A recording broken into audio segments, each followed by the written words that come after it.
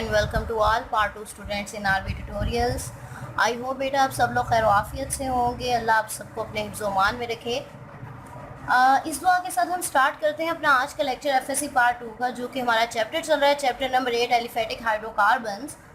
Aliphatic hydrocarbons में हम study कर रहे हैं preparation method of alkanes. Last lecture में हमने दो प्रिपरेशन मेथड देखे थे, जिसमें फर्स्ट वन कंसिस्ट कर रहा था हाइड्रोजिनेशन ऑफ अनसैचुरेटेड हाइड्रोकार्बन, जिसे हमने स्बार्टियर-सैंडर्स रिएक्शन भी कहा था। एंड सेकेंड वन हमने स्टडी किया था that is a preparation of the alkanes from alkyl halides. और ये दोनों कौन से रिएक्शन थे? ये दोनों हमारे पास रिडक्शन रिएक्शन थे। आई होप आपको अब तक याद हो चुका होगा कि रिडक्शन रिएक्शंस क्या होते हैं, जिसमें एडिशन होता है हाइड्रोजन का। उन रिएक्शंस को हम क्या नाम देते हैं? These reactions are called as a reduction reaction.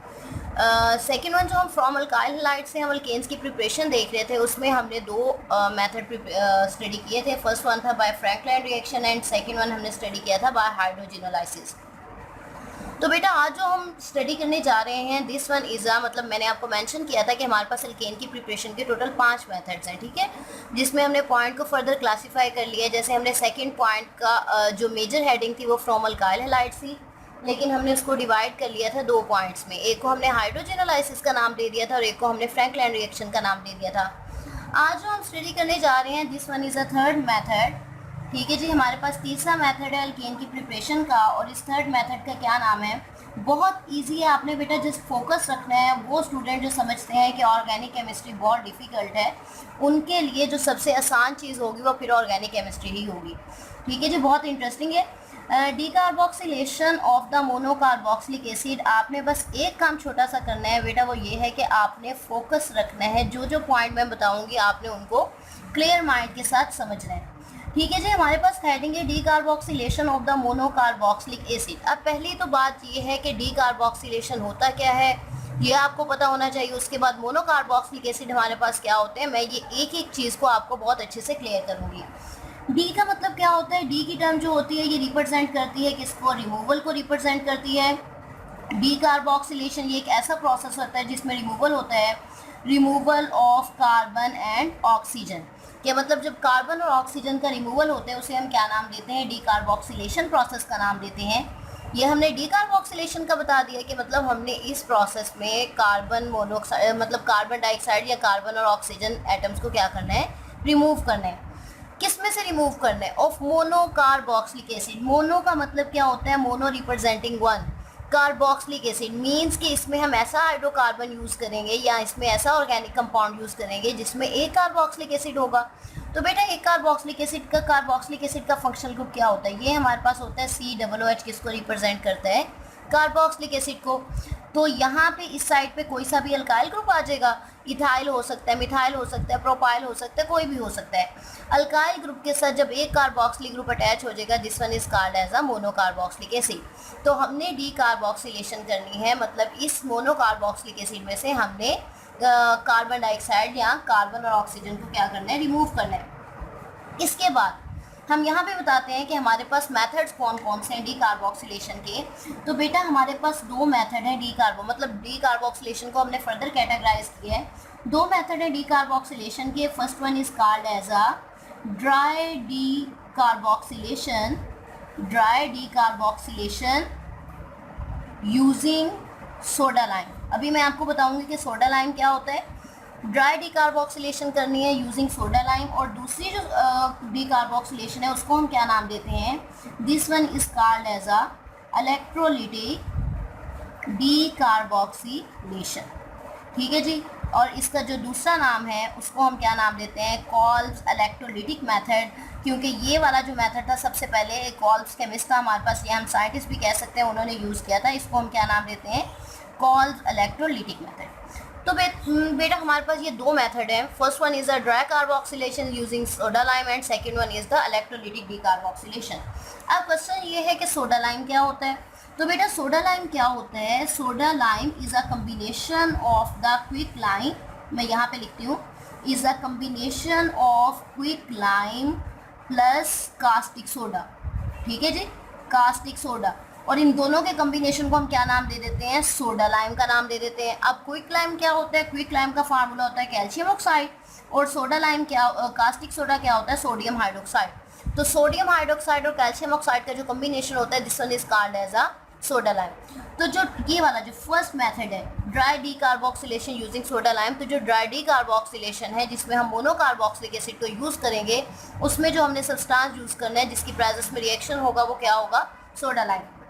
अब दूसरी मोस्ट इंपॉर्टेंट चीज़ बेटा, एक चीज़ याद रखना कि यहाँ पे हमने मोनोकार्बोक्सिलिक एसिड तो मैंने बता दिया।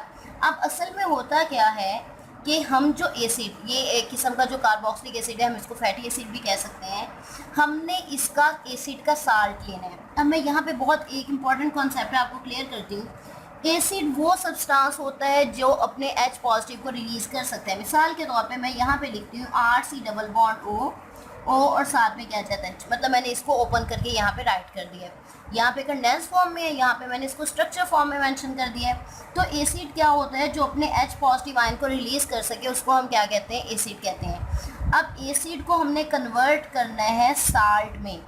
अब एसिड को साल्ट में कन्वर्ट करने का तरीका क्या है बेटा, बहुत इजी है। एसिड के H पॉजिटिव आयन को रिमूव करके अगर इसकी जगह पे हम किसी भी मेटल को प्लेस कर दें, this one is called as a salt of the acid. जैसा कि मैं यहाँ पे राइट करके आपको बताती हूँ, साल्ट है ना, बाकी फार्मूला सेम रहेगा एज इट इज़। एसिड का हमने साल्ट कैसे बनाना है, RC double bond O, H positive को रिप्लेस कर देंगे किसी भी मेटल आइटम से। सपोज हमने O नेगेटिव आ गया, Na पॉजिटिव, हमने मेटल आइटम से रिप्लेस कर दिया, तो ये क्या कहलाएगा, this one is called as a sodium salt of carboxylic acid, या सिंपल हम कह सकते हैं, इसको इस तरह से भी लिख सकते हैं सोडियम साल्ट ऑफ, क्योंकि मोनोकार्बोक्सिलिक एसिड था ना, तो इसको हम क्या नाम देंगे, sodium salt of the monocarboxylic acid. Clear हो गया। अब हमारे पास कौन सा ड्राई डी कार्बोक्सिलेशन में, एक तो हमें कौन सा सब्सटेंस चाहिए, sodium salt of monocarboxylic acid, यहाँ सोडियम की जगह पोटाशियम, मतलब कोई सा भी मेटल आइटम मेंशन कर सकते हैं। किसकी प्रेजेंस में होगा, क्विक सोडा लाइम की प्रेजेंस में होगा। तो और रिमूवल किसका होगा, कार्बोनेट ऑक्सीजन का। तो अब मैं आपको यहाँ पे राइट करके बताती हूँ। हमारा पहला पॉइंट आ चुका है, this one is a dry D carboxylation.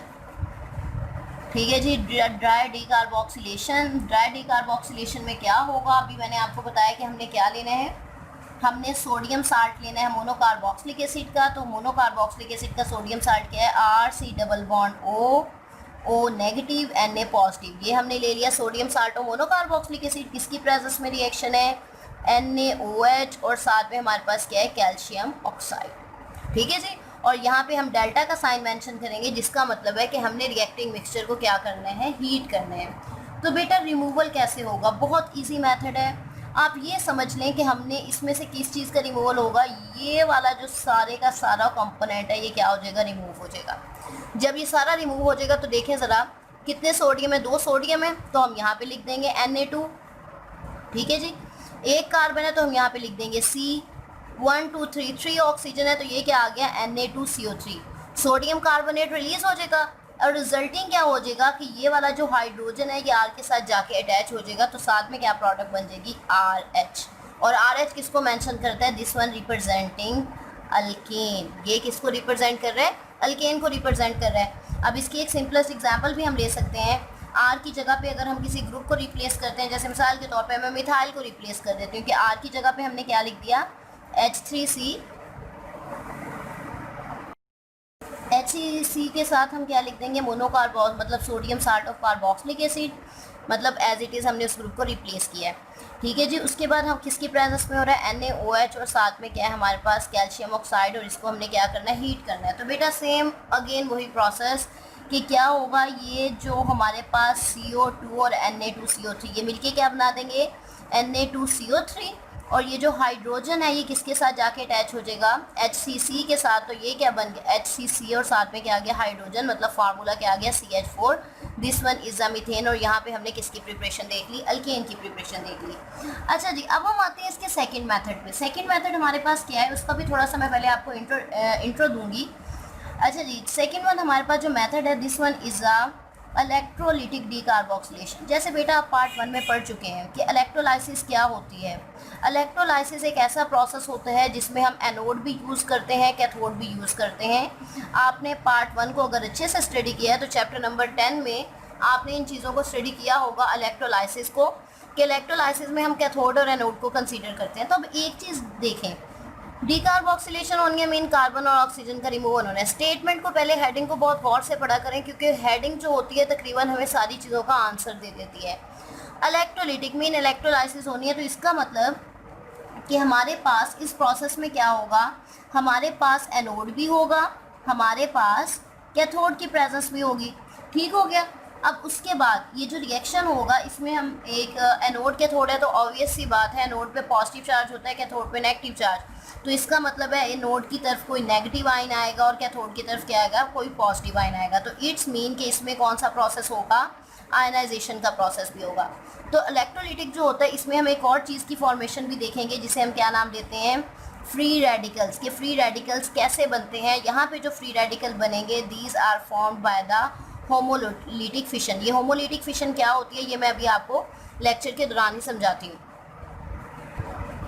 और साथ में अगर आयनाइजेशन हो रही है तो आयनाइजेशन किस चीज़ को रिप्रेजेंट करती है, आयनाइजेशन किसकी प्रेजेंस में होगी, वाटर की प्रेजेंस में होगी। तो अब हमें क्या पता चल रहा है, इस प्रोसेस में हमारे पास एनोड होगा, कैथोड होगा, वाटर की प्रेजेंस होगी जिसकी वजह से आयनाइजेशन होगी, और हम इसमें फ्री रेडिकल की फॉर्मेशन का तरीकाकार देखेंगे।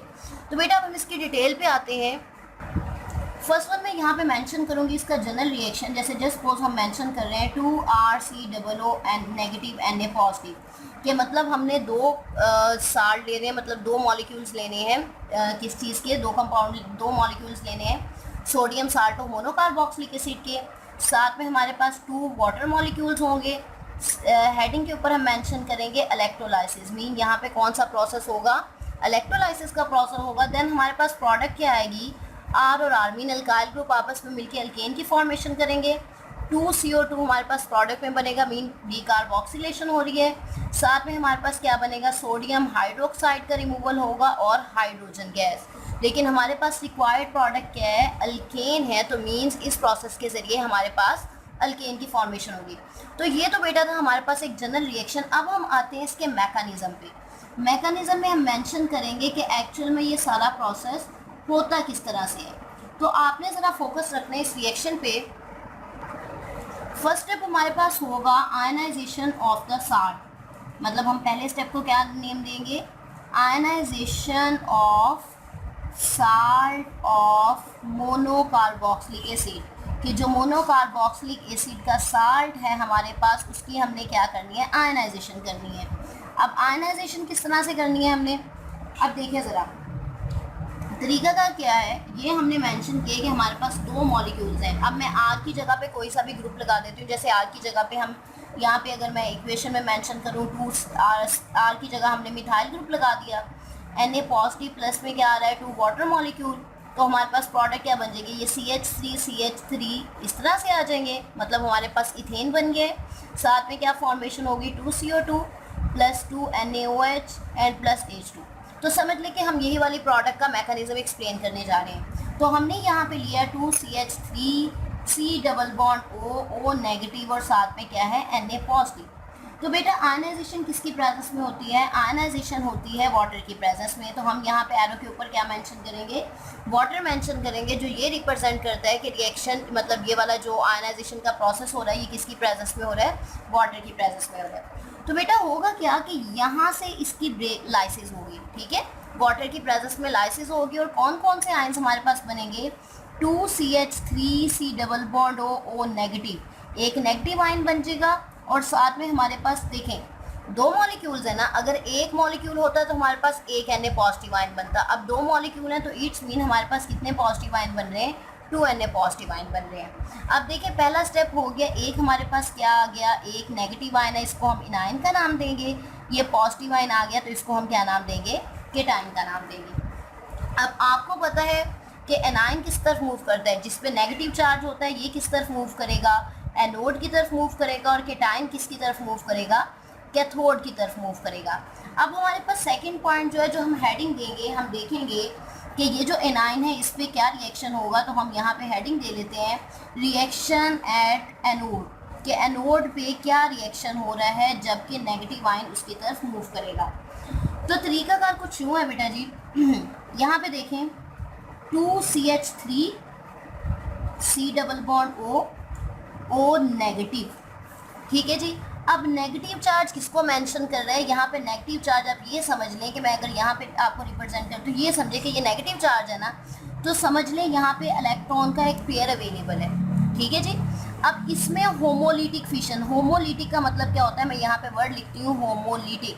होमो का मतलब होता है सेम, लिटिक का मतलब होता है क्लीवेज, कि इक्वल, सेम या फिर हम कह सकते हैं इक्वल क्लीवेज। जब इक्वल क्लीवेज होगी, इक्वल ब्रेकडाउन होगा, तो यहाँ पे दरमियान में सेंट्रल ब्रेकडाउन होगा और दोनों साइड पे एक एक इलेक्ट्रॉन आ जाएगा।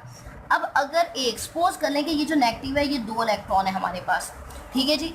अब अगर एक मॉलिक्यूल होगा इसकी क्लीवेज से एक इलेक्ट्रॉन रिलीज होगा। अब अगर 2 मॉलिक्यूल हैं तो इसकी सेंट्रल क्लीवेज से हमारे पास कितने इलेक्ट्रॉन रिलीज होंगे, 2 इलेक्ट्रॉन रिलीज होंगे। तो हम इसको कुछ यूँ राइट करेंगे 2CH3 C double bond O के ऊपर एक, ये किसको मेंशन करा, फ्री रेडिकल को, और साथ में कितने इलेक्ट्रॉन रिमूव हो रहे हैं, हमारे पास 2 इलेक्ट्रॉन रिमूव हो रहे हैं। ये आ गया हमारे पास पहला पॉइंट। अब यहाँ पे देखें नेक्स्ट स्टेप में, पहला स्टेप आ गया फ्री रेडिकल और 2 इलेक्ट्रॉन का रिमूवल हो गया। अब सेकंड स्टेप में क्या होगा, ये जो फ्री रेडिकल आ गए हैं ये हमारे पास एज अ रिएक्टेंट आ जाएंगे। अब होना क्या है कि ये जो सिंगल बॉन्ड होता है एक्चुअल में ये कब बनता है, 2 इलेक्ट्रॉन की म्यूचुअल शेयरिंग से। सेकंड पॉइंट में यहाँ पे क्लीवेज होगा, ठीक है। जब यहाँ पे क्लीवेज होगा तो प्रोडक्ट में हमारे पास क्या आ जाएगी, मिथाइल के 2 फ्री रेडिकल बन जाएंगे, मतलब एक इलेक्ट्रॉन आ गया मिथाइल पे। अब बेटा ये इलेक्ट्रॉन भी इस साइड, अब यहाँ पे अगर हम बॉन्ड ट्रांसफर देखते हैं कि इलेक्ट्रॉन एक इस साइड पे शिफ्ट करेगा एक इस साइड पे, तो बेटा ये कुछ इस तरह से आ जाएगा C डबल बॉन्ड O, यहाँ पे एक सिंगल बॉन्ड ऑलरेडी था, ये इलेक्ट्रॉन भी इधर सेंटर में आ जाएगा, ये इलेक्ट्रॉन भी सेंटर में आ जाएगा, और ये दोनों इलेक्ट्रॉन का पेयर मिलके किस में कन्वर्ट हो जाएगा, सिंगल बॉन्ड में। तो साथ में किस चीज़ की फॉर्मेशन हो रही है, CO2। अब देखा जाए तीसरा स्टेप किस तरह से होगा। थर्ड स्टेप में देखें CO2 बन चुका है, कंप्लीट प्रोडक्ट है। ये जो 2CH3 है, H3C free radical plus H3C free radical, इन दोनों के इलेक्ट्रॉन आपस में सेंटर में आएंगे और ये क्या हो जाएंगे, मतलब मैं यहाँ पे रिपीट कर देती हूँ, HCC फ्री रेडिकल, ये 2 थे ना हमारे पास CHC के फ्री रेडिकल, ये फ्री रेडिकल है, दोनों अपने इलेक्ट्रॉन्स को सेंटर में शिफ्ट करेंगे तो प्रोडक्ट क्या बन जाएगी, H3C, यहाँ का इलेक्ट्रॉन और यहाँ का इलेक्ट्रॉन CH3, और ये दोनों इलेक्ट्रॉन मिलके क्या बना देंगे, पेयर बना देंगे। तो ये हमारे पास क्या आ गया, इथेन आ चुका है, जो कि हमने मेंशन किया था कि हमारे पास प्रोडक्ट में क्या आएगा, इथेन आएगा। तो ये जो एनोड पे रिएक्शन था कंप्लीट हो चुका है। तो देखा जाए हमारे पास इसमें जो एक्स्ट्रा प्रोडक्ट क्या आ रही है, 2 इलेक्ट्रॉन है जो कि पूरे रिएक्शन में एसिमिलेट नहीं हो सके। तो अब जो हमारे पास नेक्स्ट स्टेप है that one reaction at cathode. अब कैथोड पे बेटा क्या रिएक्शन होता है, देखा जाए हमारे पास जो आयनाइजेशन हुई थी उसमें Na पॉजिटिव रिमेनिंग था। तो यहाँ पे देखें, हम यहाँ पे राइट करेंगे 2Na पॉजिटिव, ठीक है जी, और इसमें हमारे पास कौन से रिमेनिंग है, प्लस हम मेंशन करेंगे 2 इलेक्ट्रॉन्स, और साथ में हम यहाँ पे किसको ऐड करेंगे, 2 वाटर मॉलिक्यूल। रिजल्टिंग जो हमारे पास प्रोडक्ट बनेगी, this one is a 2KOH plus 2OH negative plus hydrogen. अब ये किस तरह से बनेगी, इसके पॉइंट्स मैं आपको एक्सप्लेन करती हूँ। जैसे मिसाल के तौर पे सबसे पहले आप देखें ये 2 वाटर मॉलिक्यूल है, ठीक है जी। एक वाटर मॉलिक्यूल हो, मैं यहाँ पे मेंशन करती हूँ, एक वाटर मॉलिक्यूल हो तो उसकी आयनाइजेशन से क्या बनता है, H positive plus 2OH negative, इसी तरह से होता है। तो अब जब 2 वाटर मॉलिक्यूल हैं, आपको 4 हाइड्रोजन नज़र आ रहे हैं और साथ में 2 ऑक्सीजन नज़र आ रहे हैं, तो ये कुछ इस तरह से बन जाएगा 2OH नेगेटिव, मतलब 2 ऑक्सीजन 2 हाइड्रोजन, और साथ में हमारे पास क्या बनेंगे, 2H पॉजिटिव। ये इस मैकेनिज्म का पहला स्टेप आ गया कि 2 वाटर मॉलिक्यूल्स आयनाइज होकर 2OH negative plus 2H positive में कन्वर्ट होंगे। उसके बाद ये जो 2H पॉजिटिव हैं, ये इन 2 इलेक्ट्रॉन को एक्सेप्ट करके किस में कन्वर्ट हो जाएंगे, हाइड्रोजन गैस में। H पॉजिटिव के पास इलेक्ट्रॉन की डेफिशिएंसी थी ना, उसने इलेक्ट्रॉन को एक्सेप्ट करके किस में कन्वर्ट हो गया, हाइड्रोजन गैस में। अब पीछे क्या रह चुके हैं हमारे पास, ये 2OH नेगेटिव और यहाँ पे 2Na पॉजिटिव। तो लास्ट स्टेप में 2Na पॉजिटिव और 2OH नेगेटिव मिलके किस में कन्वर्ट हो जाएंगे, 2NaOH में। तो हमारे पास अगर हम इस पूरे रिएक्शन को कंबाइन करते हैं तो पूरे रिएक्शन को कंबाइन करने के बाद जो हमारे पास बेटा फाइनल इक्वेशन बनेगी वो क्या इक्वेशन होगी, वो इस तरह से होगी कि स्टार्टिंग मटेरियल हमारे पास क्या था, ये स्टार्टिंग मटेरियल आपने देखना है, ठीक है। स्टार्टिंग हमारे पास रिएक्टेंट कौन से थे, 2CH3 C double bond O negative Na positive. किसकी प्रेजेंस में रिएक्शन हो रहा था, 2 वाटर मॉलिक्यूल की प्रेजेंस में रिएक्शन हो रहा था। प्रोडक्ट हमारे पास क्या बनी, एक प्रोडक्ट हमारे पास आई H3CCH3 अल्केन, दूसरी प्रोडक्ट हमारे पास क्या आई, हाइड्रोजन गैस, तीसरी प्रोडक्ट हमारे पास क्या आई, 2NaOH, और लास्ट प्रोडक्ट हमारे पास क्या आई, CO2। तो यहाँ पे क्या होगी, डीकार्बोक्सिलेशन हो रही है, CO2 का रिमूवल, लेकिन जो हमारे पास रिक्वायर्ड प्रोडक्ट थी वो क्या चीज़ थी, हमारे पास रिक्वायर्ड प्रोडक्ट थी अल्केन्स। तो ये वाला जो मेथड है बेटा, इसकी कुछ लिमिटेशंस हैं, हम यहाँ पे मेंशन कर देते हैं लिमिटेशंस ऑफ दिस मेथड। इस मेथड की कुछ लिमिटेशन है। लिमिटेशंस क्या हैं, लिमिटेशन बेटा एक्चुअली इसमें इस तरह से हैं कि ये मेथड जो है ये सिर्फ सूटेबल है किसकी प्रिपरेशन में, this method is only suitable for symmetrical alkanes preparation, suitable only suitable for preparation of symmetrical alkanes, preparation of symmetrical alkanes. यहाँ पे मेरा आपसे एक क्वेश्चन है, एज असाइनमेंट समझ लें कि what is mean by the symmetrical और एंड सिमेट्रिकल एल्केन्स, कि सिमेट्रिकल और अनसिमेट्रिकल एल्केन्स हम किसे कहते हैं। और मुझे खुशी होगी अगर आप कमेंट सेक्शन में इसका आंसर देंगे। तो उसके बाद अगर हम बात करते हैं, मीथेन को इसमें प्रिपेयर नहीं किया जा सकता। इसके अलावा इसकी जो एप्लीकेशन है मतलब हमें देखें, हमें सिर्फ रिक्वायर्ड है अल्केन, लेकिन इसके अलावा साइड प्रोडक्ट बहुत ज़्यादा बन रही है जो कि हमारे किसी यूज़ की नहीं है। तो इनकी साइड प्रोडक्ट की वजह से इसको हम इंडस्ट्री ज़्यादा इंपॉर्टेंस नहीं देते, क्योंकि इंडस्ट्री हम उस चीज़ को इंपॉर्टेंस देते हैं जिससे हमें रिक्वायर्ड प्रोडक्ट की मैक्सिमम क्वांटिटी मिले और बाकी चीज़ें जो हो वो लीस्ट क्वांटिटी में हो। अब यहाँ पे क्या हो रहा है, यहाँ पे रिक्वायर्ड प्रोडक्ट तो मिल रही है, लेकिन इसके साथ में जो हमारे पास साइड प्रोडक्ट्स हैं वो बहुत ज़्यादा हैं, जिस बेस पे ये थोड़ा लिमिटेड है as according to the industrial purpose. तो बेटा यहाँ पे जो आज का हमारा ये एक थोड़ा लेंथी पॉइंट था जिसमें मेंशन कर रहे थे decarboxylation of the monocarboxylic acid, उसके हमारे पास 2 पॉइंट थे। फर्स्ट वन था dry decarboxylation and second one था false electrolytic method. I hope बेटा आपको ये मेथड पूरी तरह क्लियरली समझ आ चुका होगा। 1 बाय 1 पॉइंट समझाने का मकसद ये है ताकि आपको जो क्लैरिटी लेवल है वो अच्छे से इंक्रीज़ होता जाए। अगर इस लेक्चर से अकॉर्डिंग आपका कोई भी क्वेश्चन हो तो बेटा कमेंट सेक्शन में ज़रूर पूछिएगा। थैंक यू सो मच, अपना बहुत सा ख्याल रखें।